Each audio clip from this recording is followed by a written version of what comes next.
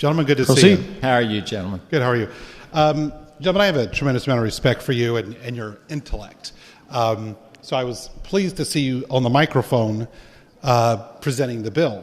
However, when you got up to speak, I remembered you had presented a bill in committee as well, in our elections committee, because this is where this is from, correct? Correct, gentlemen. And in the committee, your bill was dealing with, it was pretty clean cut. It didn't have any ballot candy. It was pretty straightforward. Do you recall that, gentlemen? I do. I think I remember you commenting on that, gentlemen. Absolutely. And I said, I gave you a compliment. I said, I really appreciate the fact that you presented this bill. It has no ballot candy. It's straightforward, and I appreciate that. I didn't vote for it, but I said, and I can't support it, but I do appreciate the honesty, and you just put it forward. And you remember that? I sure do, gentlemen. And it was a packed room in there, and I went out on a limb and said, hey, I'm going to support this Republican, or at least say something positive about your bill, because it was clean. And I really appreciated that, right? Because I just want a clean bill. Say what you mean. And I believe, I don't remember your exact words, but you said something to the effect of, you didn't want any nonsense. You just wanted to keep it clean and straight down the middle. Is that right? I don't think I used the word nonsense, gentlemen. But yes, I did say that this bill was more straightforward than some of the other proposals.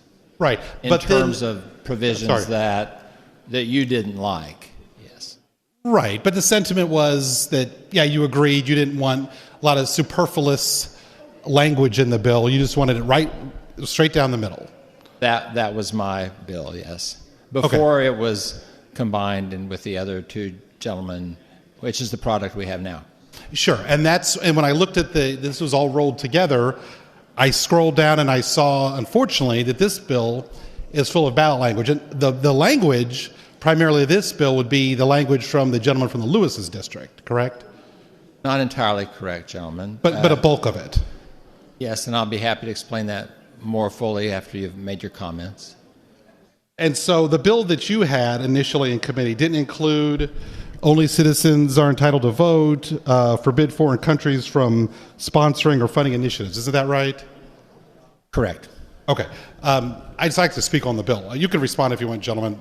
Thank you, gentlemen. Yes, let me point out to you that some of the provisions in the other bills that were presented are not included in this bill. Sure. And those provisions would be a ban of the initiative to raise sales taxes on foods, to raise or expand or impose taxes on fees or real estate or transactions of real property, or to grant the General Assembly the exclusive authority to act on laws enforcing provisions of the Constitution. So, gentlemen, I believe we've made a very reasonable approach to tie all the provisions of the bill to the issue at hand.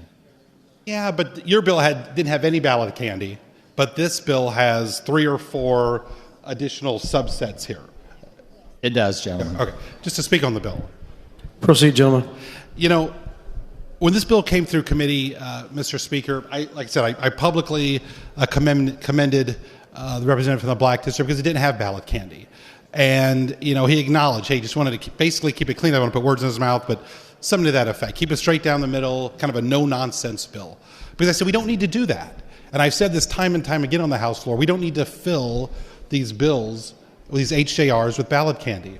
It's interesting, the gentleman from the Henderson District talked about being hoodwinked. And he talked about all the language in the Constitution. We don't want to hoodwink voters.